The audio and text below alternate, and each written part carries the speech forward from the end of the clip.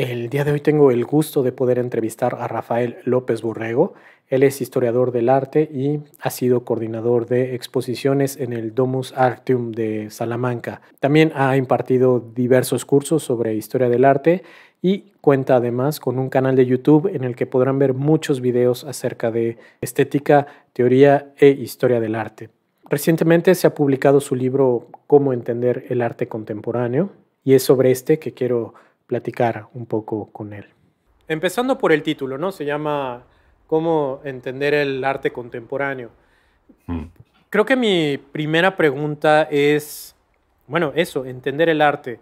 ¿Tú crees que, bueno, porque hay mucha gente que dice esto de que el arte se debe entender por sí solo o que si se explica, si se tiene que explicar el arte ya no vale o ya no es arte?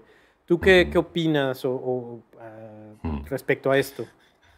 Bueno, yo pienso que el título del libro tiene que ver también con la idea de que hay muchas personas a las cuales les cuesta acceder al arte contemporáneo, porque lo ven como algo muy alejado de ellos, ¿vale? Entonces, yo creo que por ahí está la idea principal del título. Es decir, vamos a intentar acceder al arte contemporáneo para que veas que es posible hacerlo.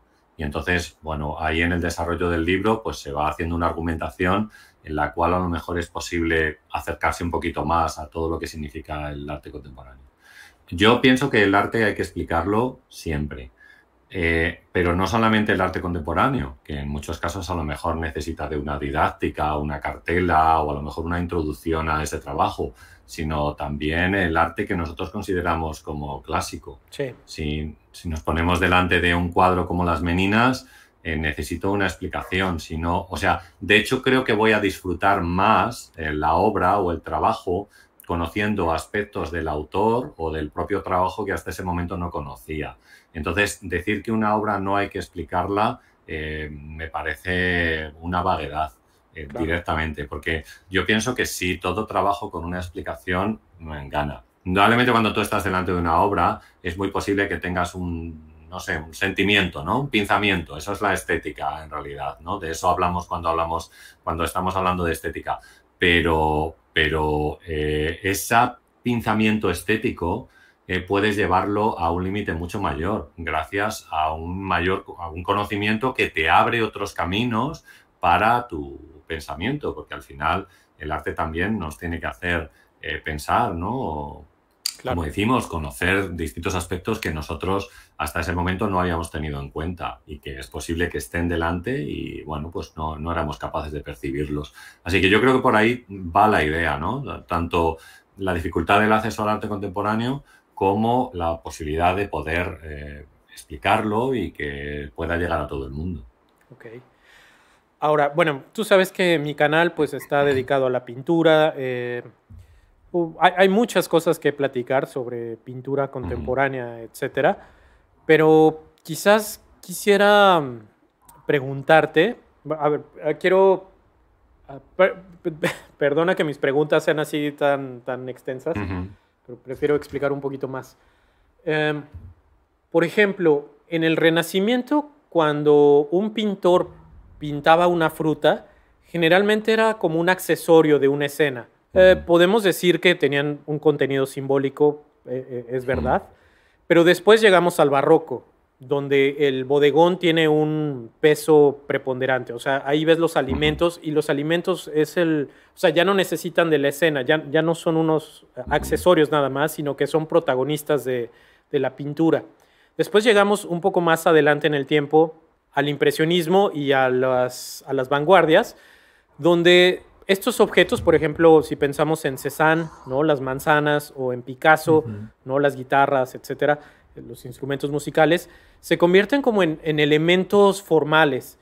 Ya no importa quizás tanto lo que representan simbólicamente como en el barroco, ¿no? Que eran toda una alegoría del pecado, de cuestiones religiosas, sino que son manzanas, de nuevo son manzanas, pero ahí están utilizadas sí, como un elemento formal del cuadro, ¿no? O sea, como, digamos, como círculos rojos, ¿no? O sea, como acentos, etcétera. O sea, se está pensando más ya como en lo plano del cuadro. Yo creo que esas cosas las va entendiendo la gente.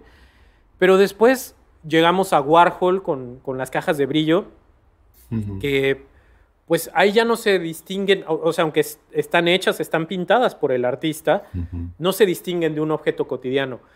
Y no sé si exista ahora, hoy en día, otra forma de representar. O sea, lo que estoy intentando decir es que los pintores en el barroco tenían en la mente una forma de hacer arte, ¿no? Los pintores en el modernismo tenían una forma igual de cómo entendían las cosas y cómo hacían el arte. Pero hoy en día creo que el problema es que algunos pintores siguen, a veces se enfrentan como a un rechazo de los museos o cosas así, porque siento que están haciendo pintura que es muy parecida a lo que se hacía en el barroco o en el Renacimiento o en las vanguardias, si quieres, de los elementos formales que platicábamos de Cézanne y Picasso, y siguen como con esa idea del arte, pero quizás el arte ya cambió, ¿no? Y la misma pintura está ahí, o sea, se ha convertido la pintura. ¿Tú cómo crees que pueda un pintor actual entender lo que está sucediendo en el arte? Si hubo esa transformación, digamos, del lenguaje, o no sé cómo ponerlo. Yo creo que lo que tú has planteado, que está bastante bien, quiero decir, porque hablamos de diferentes momentos de la historia del arte, sí, y de momentos en los cuales se producen cambios. Es decir, hay cambios, es lo que Natalie Heinich llama los cambios de paradigma. ¿Y dónde nos llevan esos cambios de paradigma dentro del mundo artístico? Es decir, indudablemente lo que se hacía en el Renacimiento o en el Barroco ya no tiene sentido casi 300 años después. Puede ser que haya artistas que, por supuesto, se dediquen a ello, pero el cambio de paradigma implica que el papel que tenían en ese momento ya no es el mismo que tienen ahora y que a lo mejor lo que se demanda ahora es un tipo de representación diferente. Yo también creo que luego cada artista, y en el momento en el que nosotros estamos, camina con su tiempo. Y el caminar con el tiempo significa que eres parte de una serie de demandas que incluso el público puede hacer. Uno de los textos de los cuales habla el libro está dedicado a la experiencia. Y yo creo que la experiencia es un tema importante para comprender incluso muchas de las obras de arte contemporáneo. Nosotros vivimos en un mundo de experiencias, pagamos por tener experiencias a diario de todo tipo, ¿vale? Incluso para disfrutar o pasarlo bien. Puede ser tomando algo en un bar, acudiendo a un centro comercial, a un cine, a un parque de atracciones. Bueno, pues muchos artistas con la instalación, si queremos, desde los años 80 o 90 en adelante, ¿vale?, están trabajando sobre ese mismo sistema. Un sistema de experiencias para el espectador que acude a un museo y que se ve allí sobredimensionado, si quieres, por pantallas, elementos que han sido cosidos, pinturas que desbordan el marco y que salen hacia afuera, restos que a lo mejor quedan en parte de la sala. O sea, me refiero, y que están a lo mejor integrados en una idea conceptual que es la que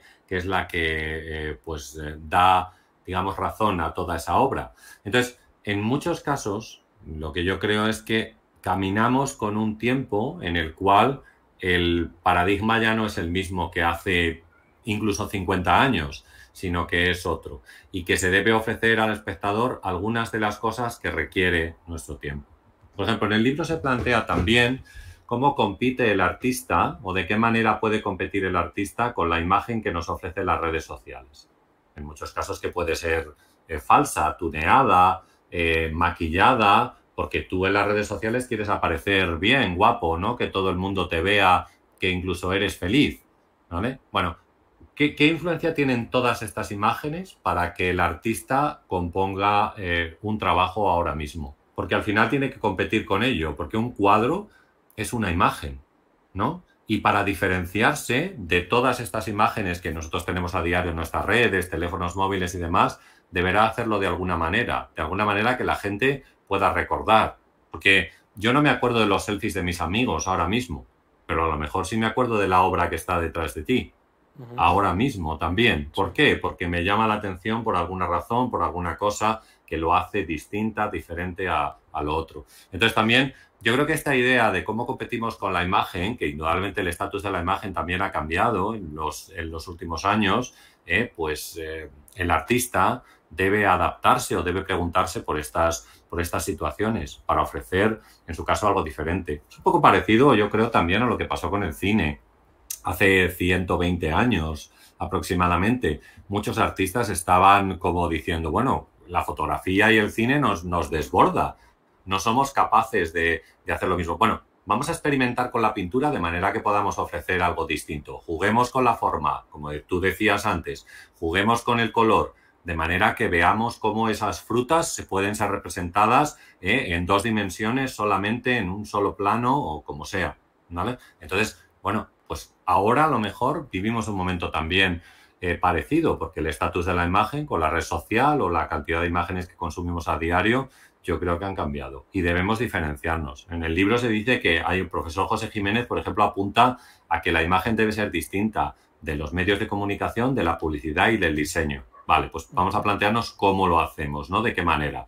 No va a ser igual que pintando en el barroco, indudablemente. Tampoco puede ser, a lo mejor, pues jugando con la forma. Habrá que descubrir de qué manera podemos conectar con el espectador, con un espectador que vive ahora mismo y que no es ajeno a las cosas que suceden a su alrededor. Claro. Ahora, hay como algo que cualquiera que ha leído sobre historia del arte sabe, que estos, o sea, al final los artistas que conocemos hoy o los que valoramos como grandes artistas siempre han surgido en contra de o en los márgenes de lo que se entiende como el mainstream o la academia, ¿no? O sea, por ejemplo, en el siglo XIX estaban los academicistas que tenían unas reglas o normas de lo que se esperaba que fuera el arte, y de repente vienen estos rebeldes, ¿no? Que son los impresionistas, y bueno, no sé, la gente ubicará muy bien después, más adelante, el trabajo de Van Gogh, ¿no? Que también fue como muy rechazado, etcétera. El mismo cubismo de Picasso, Duchamp. Pero más atrás, si vamos al barroco, igual, Caravaggio era un rebelde, ¿no? de la época, o sea, no sé, por ejemplo, Goya, es que estoy pensando en Goya. Goya sí estaba dentro del sistema del arte, pero luego presenta los cuadros negros, ¿no? O sea, bueno, ni los presenta, los pinta a escondidas casi y al final es su obra maestra, ¿no? Con la que más se reconoce, no tanto sus retratos de damas, y digo, aunque las hay. Entonces, mi pregunta es si no será que hoy también el arte está sucediendo en los márgenes del sistema del arte. O sea, porque entiendo que se hacen muchas publicaciones, se le presta mucha atención a lo que está pasando en las ferias de arte, las bienales, las exposiciones en los museos, etcétera. Pero ¿qué tal si realmente el arte no estaba ahí, ¿no? El arte de hoy. ¿Tú qué opinas de eso? Fíjate, yo lo que pienso en muchos casos es que con el ejemplo que has puesto sobre impresionismo y otros ismos que surgen a principios del siglo XX, en muchos casos este arte no ha sido reconocido hasta bastante tiempo después. Y nos ha costado, yo creo que, comprender cuál era la ruptura que esos artistas estaban haciendo respecto a los sistemas tradicionales. Ahora lo tenemos mucho más presente y yo creo que lo valoramos bastante más que en el momento en el que estos artistas estaban trabajando. Incluso algunos tenían miedo de que sus trabajos fueran vistos. Por ejemplo, yo creo que Las señoritas de Aviñón de Picasso, que él pintó en 1907, no se mostró por primera vez hasta 1917, o sea, 10 años después de haberlo pintado. Y hay algún ejemplo más parecido a este, o sea que los propios artistas estaban como un poco sorprendidos. Ahora, respecto a lo que tú me preguntas, yo no sé si el arte que queda fuera del sistema realmente es el que después va a perdurar o no, digamos, o va a ser reconocido cuando pase cierto tiempo. Lo que sí tengo claro es que el sistema tiene mucha fuerza y que la fuerza del sistema hace que muchos artistas cuyos nombres conocemos estén dentro de él.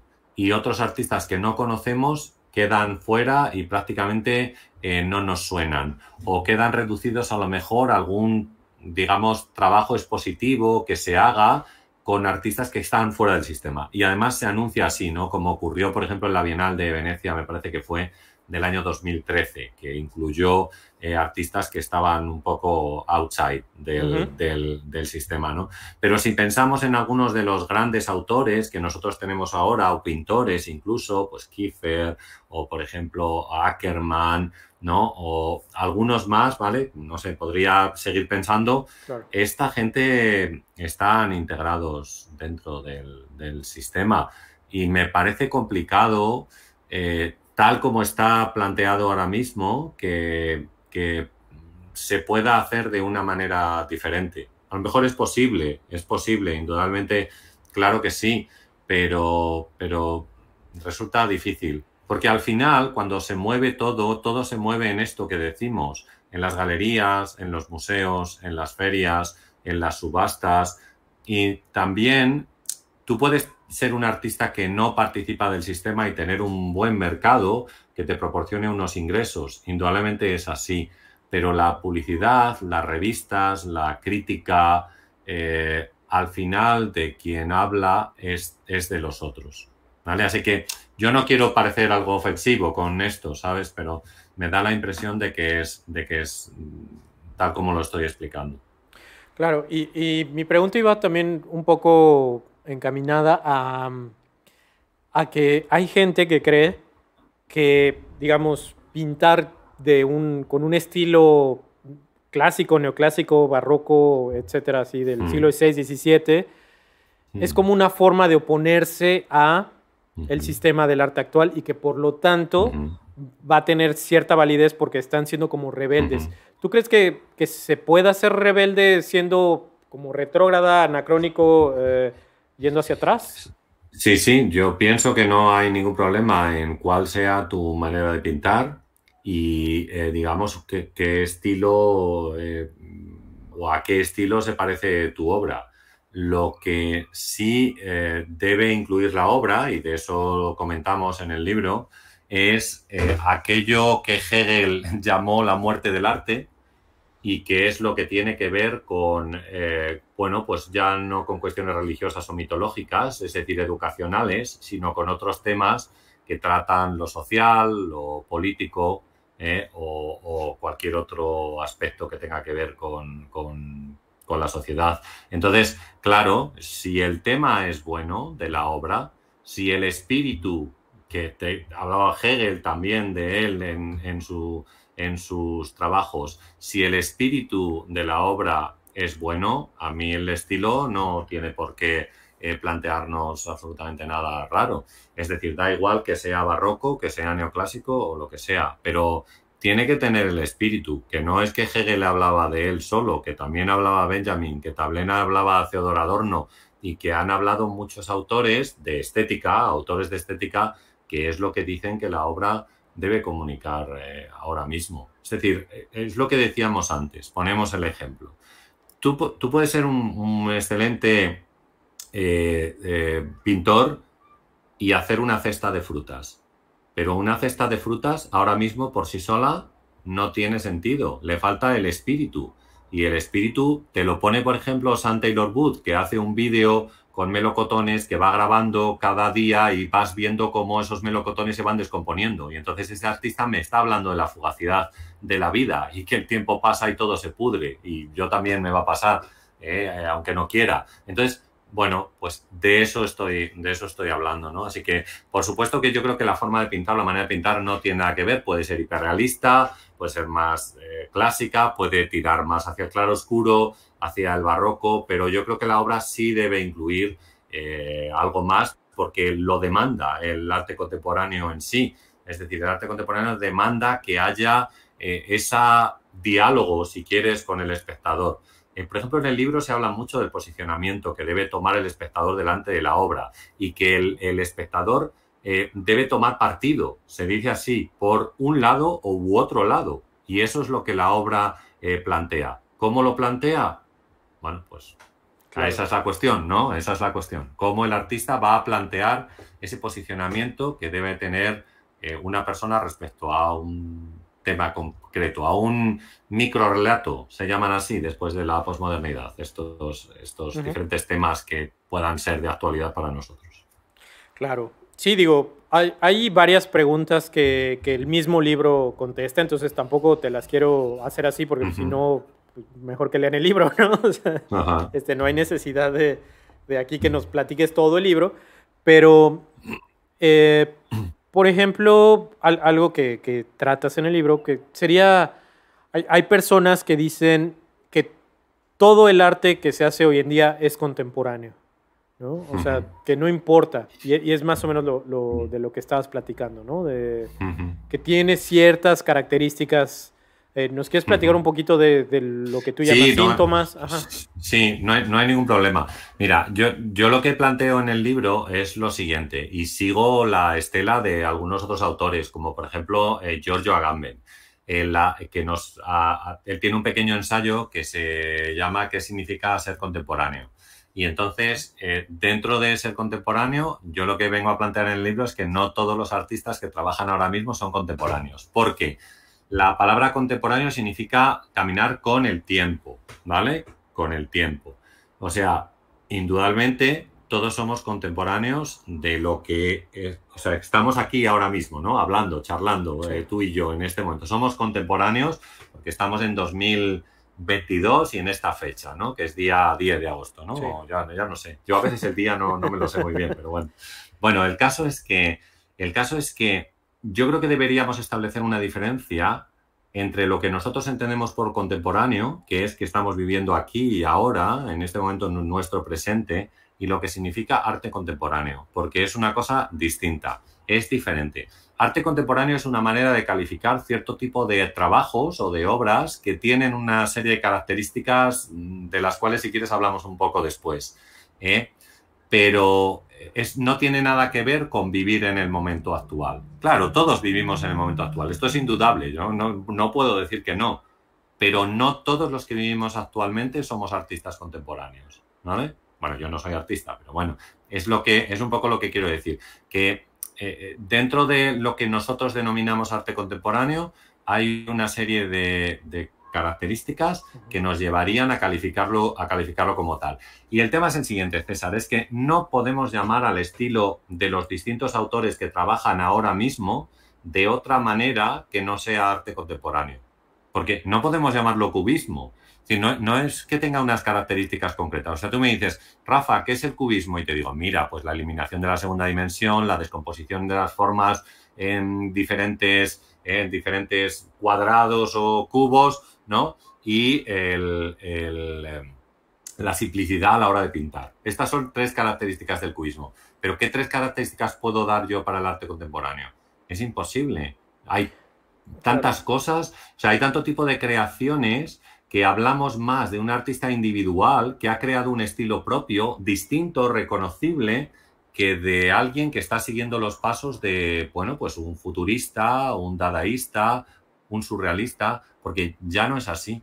Ya no nos adaptamos a una serie de características, ¿no? Entonces, lo que quiero decir es que llamamos al estilo actual arte contemporáneo, aunque como decimos, ¿vale? Como decimos, no tiene que ver con la palabra contemporáneo, porque una cosa es la palabra y su significado, del cual yo creo que no existe duda, y otra, ¿qué es lo que llamamos arte contemporáneo? Entonces, yo creo que hay que establecer una diferencia entre una y la otra. Sí, algo si quieres hablamos de características, vamos, no hay pues, en eso. A mí me gustaría que leyeran el libro, ahí están. Bueno, está bien, sí. ¿Sabes? Hay una cosa también, César, que es que yo también lo digo en el libro, yo lo llamo más que características, síntomas, porque entiendo que hablar de características de los 10 últimos años, que es lo que intenta el libro, es muy arriesgado. Muy arriesgado. Sí. Porque, bueno, es muy posible que yo me pueda confundir, por supuesto, ¿sabes? Pero por eso digo síntomas más que características. Y a lo mejor algunos de esos síntomas, de los cuales habla el libro, pues que tienen que ver con la ironía o con el desvalimiento de los afectos, por ejemplo, o bien el límite, o bien bueno, pues algunas más de las que se citan, Sí. yo creo que muchas de estas, ¿vale? Muchas de estas sí es posible apreciarlas en distintas obras. Ahora, debemos dar un poquito más de tiempo a ver qué Claro. pasa para decir que son características. Por supuesto, por eso digo que a mí me gusta más decir que son síntomas, porque en realidad parece que algunas obras llevan ese camino, pero bueno, hay que ver si ese tema se consolida o no se consolida. Y bueno, como dice nuestro amigo Fernando Castro, el único sedimento que existe para una obra artística o para estas características es el tiempo, no hay otro. Así Claro. que bueno, pues lo intentamos, por supuesto yo lo intento en el libro y me parece un intento curioso, interesante, ahora me dices tú si te parece bien o no, pero bueno, vamos a decir que vamos a tomarlo con precaución también y vamos a reflexionar sobre ello para ver si esas características de las cuales se habla, 8, 9, 10, Sí. distintos aspectos, es posible que aparezcan en muchas obras contemporáneas o que consideramos de arte contemporáneo o no. Claro, sí, sí, claro. Con el tiempo ya se alcanza a ver. Citas en el libro a Joseph Kosuth. Voy a leer la cita, creo que es más fácil. Dice, la fuente es la primera obra de arte conceptual, entre otras cosas porque introduce un nuevo lenguaje para el arte, un lenguaje que hasta entonces no se había planteado. Todo arte desde ese momento pasará a ser conceptual. También por ahí luego después tú dices que el arte conceptual estimula la reflexión más que el sentimiento, que era lo que hacía el arte clásico, y que el artista entonces pasa a ser de un artesano, que era en la Edad Media, después un bohemio, que fue en el siglo XIX, a un intelectual. Exactamente a qué te refieres con intelectual y a esto de que todo el arte desde ese momento pasa a ser conceptual. O sea, la pintura ya es conceptual, la escultura es conceptual. ¿Qué sucede con eso? Bueno, eso eran palabras de Kosuth, ¿no? Sí. Claro, yo te iba a decir eso, que no es que lo diga yo, sino que lo dice Joseph Kosuth. Sí. Y entonces, sí, pero hay una cosa, vamos, hay un par de cosas que sí podemos comentar de ese punto, de ese aspecto, ¿no? Y es que, bueno, yo creo que lo que hace Kosuth, entre otras cosas, también después de lo que había pasado a lo largo de los años 60, porque recordemos que el libro Art After Philosophy es del año 1969, es de finales de la década de los 60, es un poco el mismo planteamiento que había hecho Duchamp años antes y que no le habían hecho caso. Es decir, que no llegó nadie a comprenderlo en el momento en el que se planteaba, ¿no? Y es que cuando estés delante de un trabajo artístico, te pases a preguntar si realmente es arte o no. Y esa puede ser la cuestión, ¿no? Entonces, antes nosotros comentábamos acerca del posicionamiento que tiene que tener el autor, el espectador, y cómo el autor del trabajo, el autor de la obra, debería sugerir ese posicionamiento delante del trabajo, delante de la obra de arte. Y ahí entra la labor del filósofo, si queremos, más que del artesano. Es decir, muchos artistas conocen a un montón de autores, ¿vale?, que después van a intentar incluir parte del pensamiento de estos autores en su trabajo. Porque a la hora de que su trabajo pueda conectar, digamos, de una manera estética, a la hora que se pueda hacer una crítica de ese trabajo, tiene que ver con muchas de las ideas que plantean pues distintos autores que, bueno, cuya rama es la filosofía. Entonces, a lo que me refiero es que ya no es solamente una persona que pinte bien, que por supuesto estaría genial. Cuanto mejor pinte, pues oye, una maravilla, mejor, sería estupendo. Pero lo que digo es que el artista, al plantear algo más, al ir un paso más adelante con este posicionamiento que debe adquirir el espectador en su obra, pues se requiere un conocimiento mucho mayor que tiene que ver con la estética, la filosofía, por supuesto la sociedad, ¿no?, los movimientos sociales y las cosas que suceden a su alrededor. En muchos casos, yo creo, César, que muchos artistas lo que hacen es plantear cosas que no se plantean en otros sitios y que a lo mejor el momento de cuestionarse sobre ellas es el momento en el que estás contemplando ese trabajo. Porque lo mismo no has sido capaz de verlo en la televisión, en la prensa, en los medios digitales o donde sea. Entonces, está bien que un artista que trabaja un tema concreto se dedique a investigar sobre esa situación y sobre ese tema. E investigando sobre ese tema, indudablemente tiene que leer a otros autores y después desarrollar su trabajo en torno a ello, ¿no? Así que yo creo que por ahí es donde deberíamos ver la labor del artista también como un intelectual, porque tiene que sugerir ese posicionamiento y tiene que saber hacerlo y al mismo tiempo saber pintar perfectamente. Sabemos que eso no es necesario, ¿eh? Picasso pintaba estupendísimamente bien con 15 años y no le interesaba lo más mínimo pintar bien. Me refiero a una técnica depuradísima e incluso hiperrealista. Es una cosa que a Picasso no le interesaba.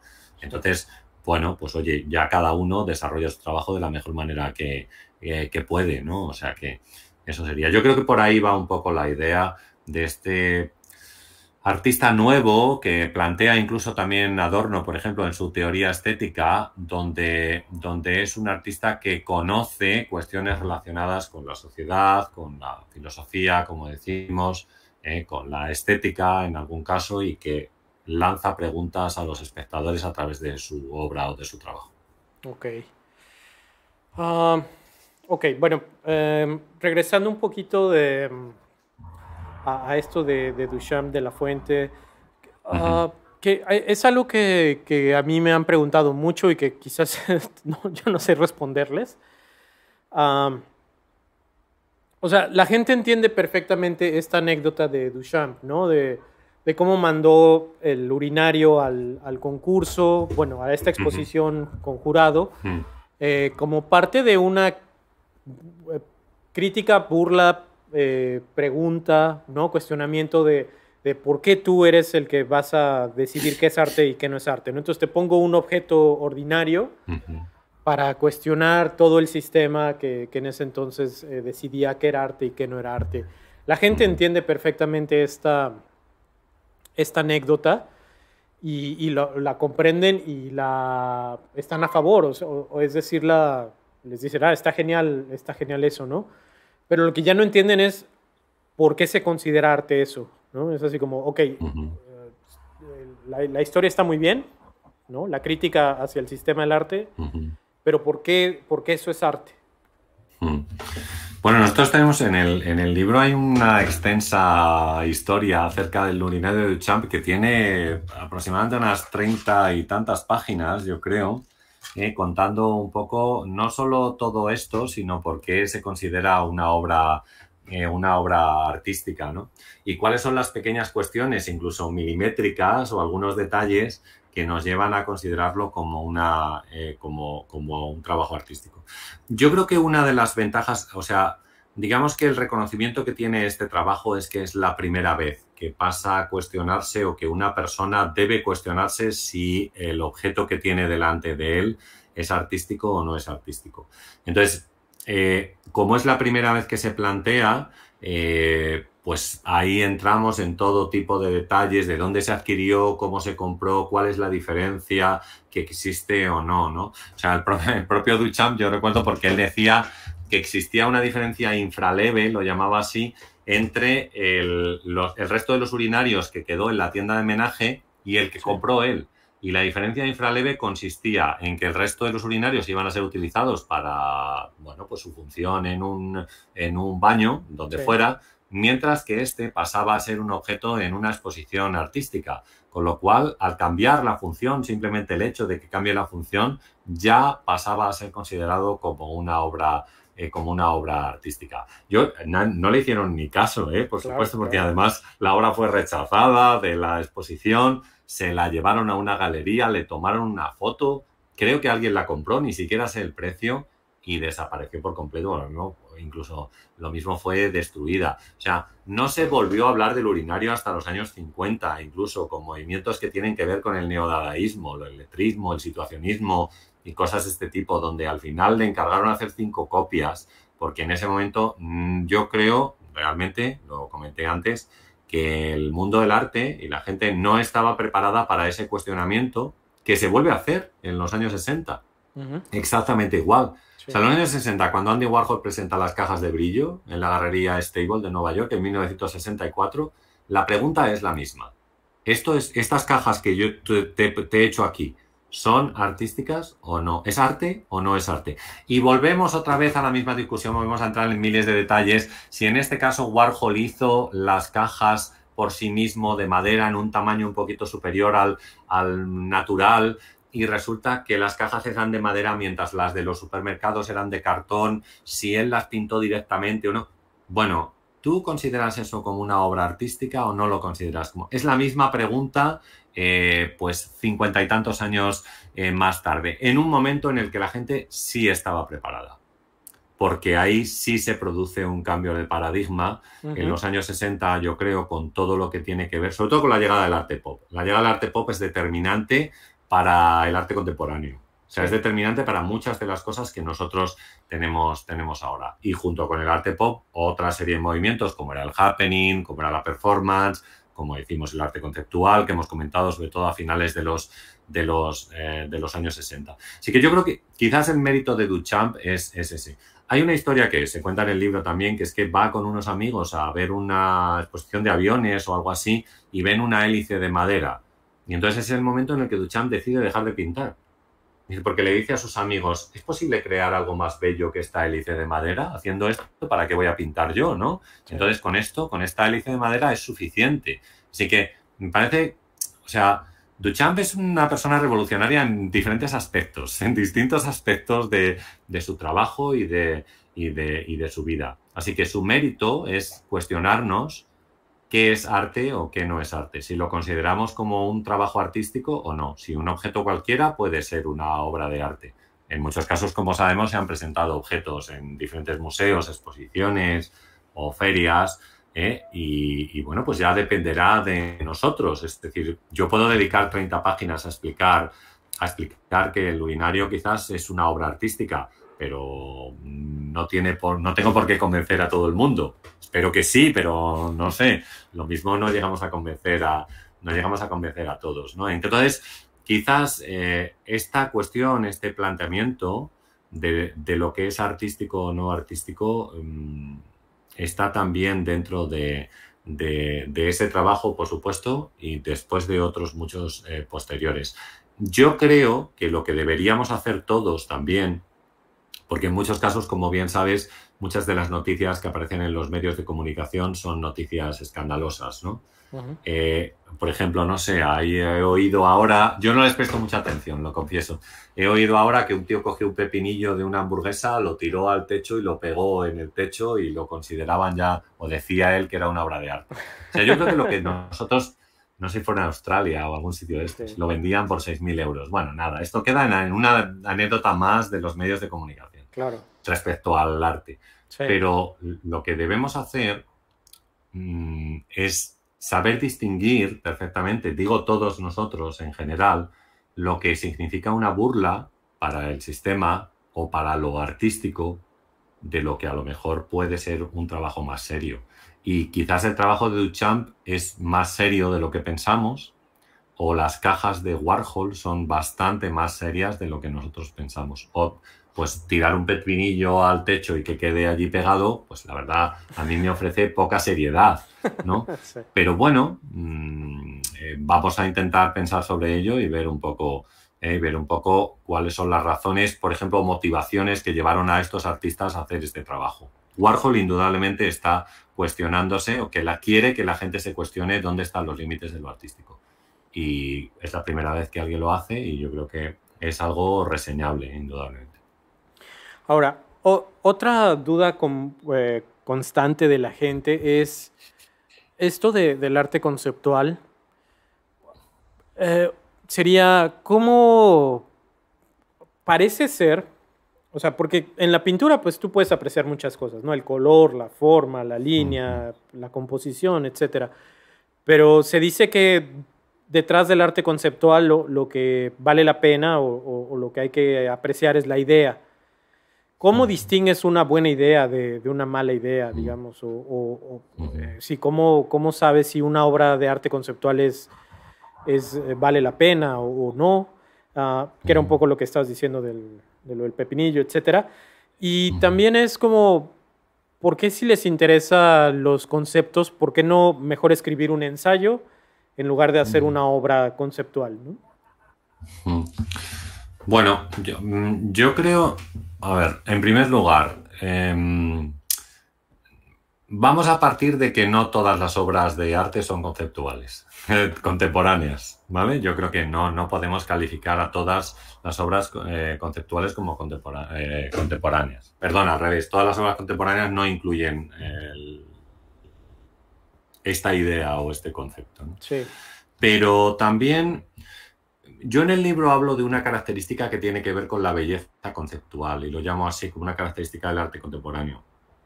Y más o menos lo que viene a decir es que la idea es buena, ¿vale? Que la idea que el artista ha sido capaz de plantear es buena. Ya no consiste en una belleza que identificamos con una serie de cánones o algo que pudiera estar establecido dentro de lo que nos guste ahora mismo, ¿vale? Sino que tendría que ver con otro aspecto o con otra cosa. Por ejemplo, hay un pintor que me gusta mucho a mí que se llama Franz Ackermann. Y Franz Ackermann tiene una obra que se llama 21 fantasmas. En su obra 21 fantasmas es una instalación, ocupa toda una sala entera del museo. Allí encontramos barcas, maletas abiertas, ropa tirada, un montón de cuadros, muchos cuadros de ciudades, mapas de ciudades, una cárcel, libros de viaje y demás. Él pensó hacer esta obra cuando estaba de vacaciones en la isla de Mallorca y resulta que 21 inmigrantes llegaron en una barca desde África, perdidos supongo por allí, y se acercaron, vamos, que desembarcaron allí los pobres y bueno, pues espero que las autoridades de mi país les atendieran correctamente. Y entonces, claro, si tú te pones a pensar, porque en esta obra él trataba el tema del viaje, el viaje que hacían estas personas buscando una vida mejor para tratar de llegar a otro sitio. Sí. Entonces, claro, en muchos se quedaban por el camino. Había barcas tiradas, había maletas abiertas, ropa extendida. Oye, que esta gente tiene una vida, ¿no? Y que a lo mejor la está perdiendo allí en este momento o en ese paso, ¿no? Y la cárcel que había como una pequeña cárcel. Esta cárcel tenía que ver con el ambiente que nosotros tenemos en nuestra vida contemporánea, donde la rutina en muchos casos es lo que nos persigue y todo esto. Y la única manera que tenemos de salir de la rutina es tirarnos de viaje, ir de viaje. Vamos a otro sitio, otro país, vemos otra cosa, unos días de vacaciones, la playa, me voy a Italia, me voy a Francia y demás. O sea, mientras unos intentaban llegar buscando algo mejor, otros intentaban huir incluso a sitios de destino de donde venían estos inmigrantes para escapar de esa supuesta cárcel. Esto es la belleza conceptual, César, para mí. Con toda esta explicación que yo te he dicho, puedo disfrutar la obra y pensar sobre este tema que el autor en ese momento me ha planteado, que indudablemente tiene que ver con el viaje, pero un viaje, como vemos, en doble sentido en muchos casos. Y todo ello acompañado de, bueno, partes de instalación, por supuesto, es una idea conceptual, todo lo que tiene, y mucha pintura, porque él, además de digamos, los marcos, desbordaba la pintura y pintaba todas las paredes de la sala de exposiciones con algunos de estos mapas mentales que él iba creando en las distintas ciudades que visitaba. Entonces, bueno, lo que quiero decir es que el conceptual no es que sea todo lo artístico, pero en algunos casos esta belleza conceptual sí se puede apreciar en algunas obras contemporáneas y yo creo que es algo que nosotros deberíamos tener en cuenta. En el libro también no es que se diga que haya unos temas que hay que tratar, pero sí se plantean una serie de temas que están de actualidad y que en algunos casos el artista puede tocar para que la gente se posicione, como hemos dicho antes, o tratarlos de forma somera. Y eso no significa que la obra sea conceptual, sino que significa que está haciendo un planteamiento, ¿no? O planteando algo al espectador, como por ejemplo puede hacer Franz Ackermann en ese trabajo así un poco que acabamos de describir o que hemos dicho. Entonces, no sé, yo creo que por ahí es un poco donde teníamos que verlo, pero indudablemente hablar de distintos temas que pueden ser de actualidad, como por ejemplo la ecología, pues no me parece nada raro en un trabajo artístico o un planteamiento ecológico, ¿no? Por ejemplo, hay un artista que hizo una obra que a mí me gusta también, ahora no me acuerdo cómo se llama, es una bolsa que está invertida y entonces solamente del agua sobresale como si fuera un iceberg. Parece un iceberg, pero no es un iceberg, porque si tú te fijas, en la parte inferior es una bolsa de plástico. Sí. Entonces, bueno, tú puedes jugar con un tema ecológico, tratando al mismo tiempo de una representación que tiene que ver con la belleza, porque a mí no me parece desagradable ese cuadro, pero sí está planteando un tema que a lo mejor nos interesa tomar conciencia sobre él. ¿Es un objeto? No, es una pintura, pero tiene una idea. Por supuesto que el cuadro tiene una idea que está tratando de lanzar al espectador. Oye, ¿tú reciclas? ¿Eres consciente de esto? ¿Hay bolsas de basura, bolsas de plástico por ahí tiradas en los ríos, en los mares, en los océanos? Pues es verdad, seamos conscientes que, como decía George Agamben, o sea, ¿qué tipo de sociedad queremos construir para el futuro? ¿Queremos una mejor, como hemos dicho antes, o queremos una peor que la que tenemos? No, pues supongo que lo que queremos es una sociedad mejor, ¿no? Entonces, bueno, ahí estaría. Y esto no tiene que ver con presentar un objeto en una exposición, porque como vemos podemos hacerlo de distintas maneras o de diferentes maneras. Sí, y que de todas maneras, pues, sí, es que la palabra conceptual es la que quizás es un poco, bueno, más nueva. Porque si ves tú el arte del Renacimiento, el Barroco, de todas maneras tiene cosas, o sea, uno entiende mucho mejor o disfruta más, como decíamos, el Barroco, entendiendo pues qué estaba sucediendo en el Concilio de Trento, ¿no? La Contrarreforma, etcétera, o en el Renacimiento con el neoplatonismo, etcétera, ¿no? O sea, una vez que entiende esas ideas, pues... O sea, detrás del cuadro siempre hay filosofía, ¿no?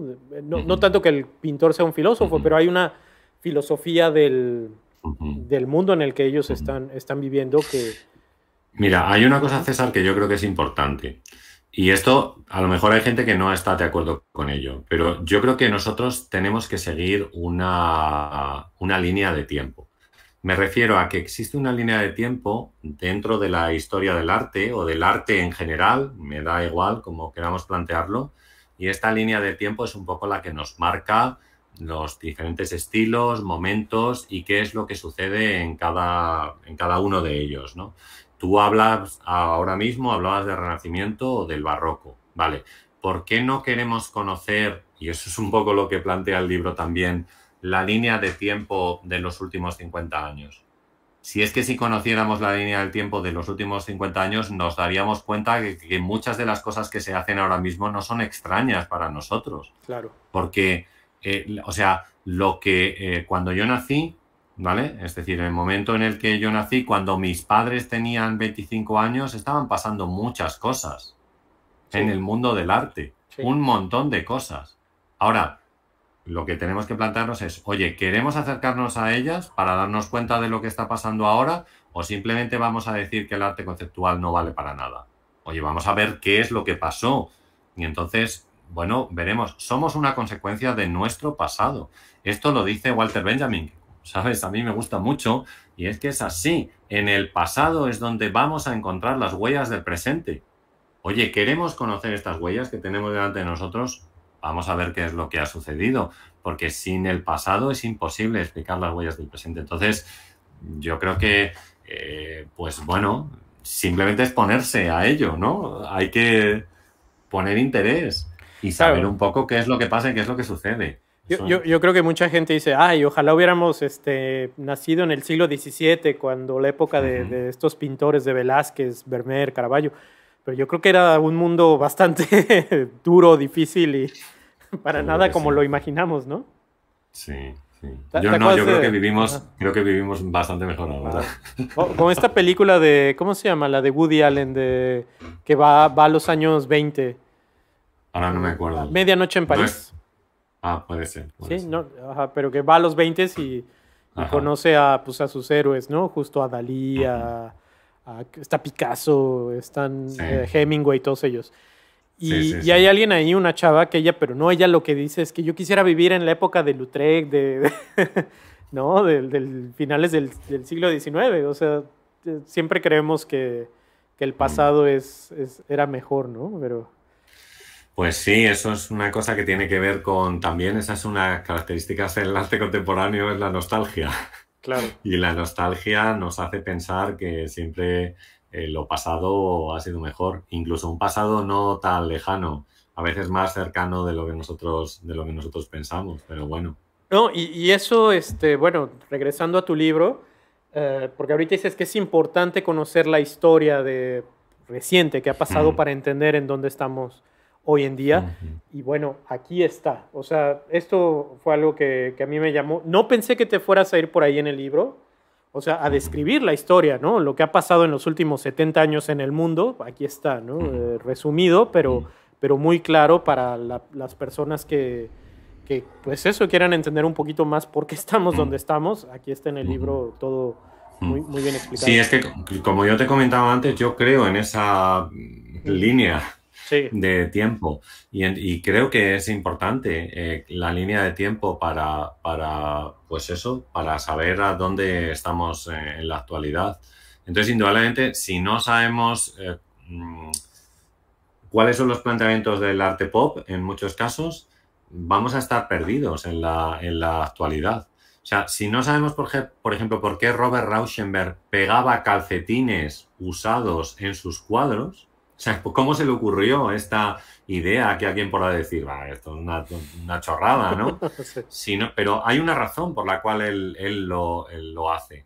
Y entonces, si no llegamos al fondo de esa cuestión, no vamos a comprender, en muchos casos, el arte que nosotros tenemos en la actualidad. Así que comprender todos los movimientos y aquellas cosas que han sucedido, que han ido pasando, yo lo considero muy importante para llegar a este momento y poder enfrentarte a diferentes tipos de trabajos, a todo tipo de trabajos. Claro. Y por último, una pregunta que es un poco más personal, digo, ahorita que estamos platicando se me ocurrió. Hice hace poquito un video sobre que uno se puede equivocar a la hora de interpretar una obra de arte, ¿no? Yo en ese video decía ponía, por ejemplo, el Adagio, ¿no? De Albinoni, que pues es una obra como melancólica, triste, y que si alguien dice, ay, es que esa obra, ¿cómo me pone feliz? Bueno, pues ahí hay como una cosa que quizás no está interpretando muy bien la pieza. Y yo estoy de acuerdo con eso, con que las piezas hay que, como decíamos, entender el contexto, entender la situación. Sí, es como ver el Jardín de las Delicias del Bosco y decir, oye, pero mira, qué bien se le estaban pasando, ¿no? Y dices, no, espérate, o sea, está hablando al contrario del pecado, o bueno, o sea, es una cosa que no es una fiesta lo que está sucediendo ahí, es otra cosa. Pero entonces,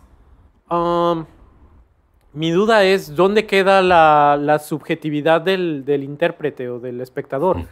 Es decir, hay una única forma de leer las obras, hay una forma correcta, cualquier forma es válida o sí, vamos, no sé si tiene sentido mi pregunta.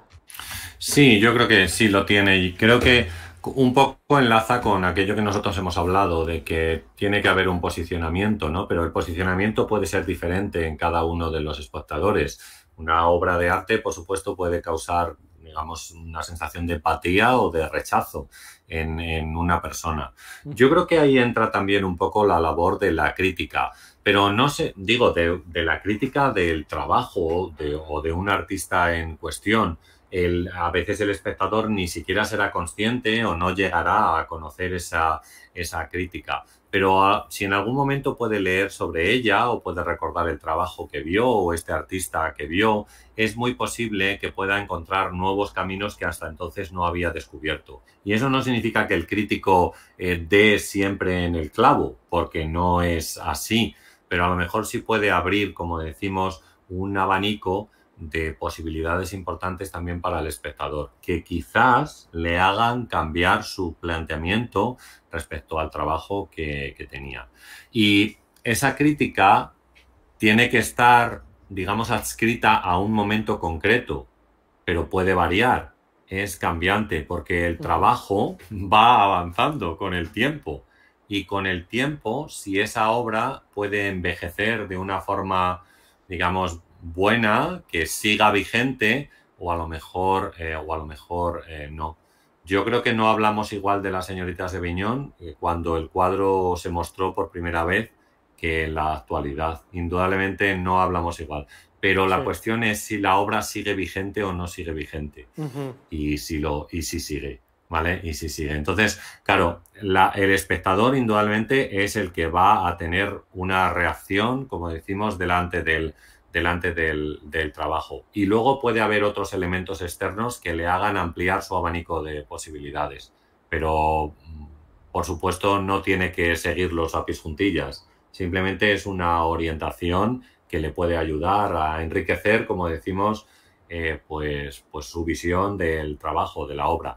Exactamente igual que podríamos hacer con cualquier obra clásica que no conozcamos o de la cual nosotros la vemos y decimos, mira, pues este es el Carnaval del Arlequín de Miró, una obra del año 1925. Bueno, pues vale, me agrada, es muy divertida, tiene muchos animalitos corriendo, bueno, escenas un poco grotescas y graciosas incluso. Bueno, pero a lo mejor enriqueciendo, digamos, tus conocimientos acerca de lo que es el surrealismo y de por qué Miró trabaja de esa manera, o sea, por qué Miró abarca esa vertiente del surrealismo, oye, pues lo llegas a apreciar de una manera distinta, ¿no? O quizás mejor o peor, no sé, oye, ya cada uno. Pero yo creo que el espectador indudablemente es el que te va a marcar si hay un rechazo o hay una aceptación o una empatía con un trabajo en concreto. Perfecto, pues muchísimas gracias. No queda pues de nuevo más que repetir, recomendar el libro. Este está disponible en Amazon España y también a través de la editorial Amarante, ¿no? Que es editorialamarante.es. De todas maneras, aquí están los datos, dejamos la liga aquí abajo para que lo puedan comprar. Pues es una lectura muy recomendada.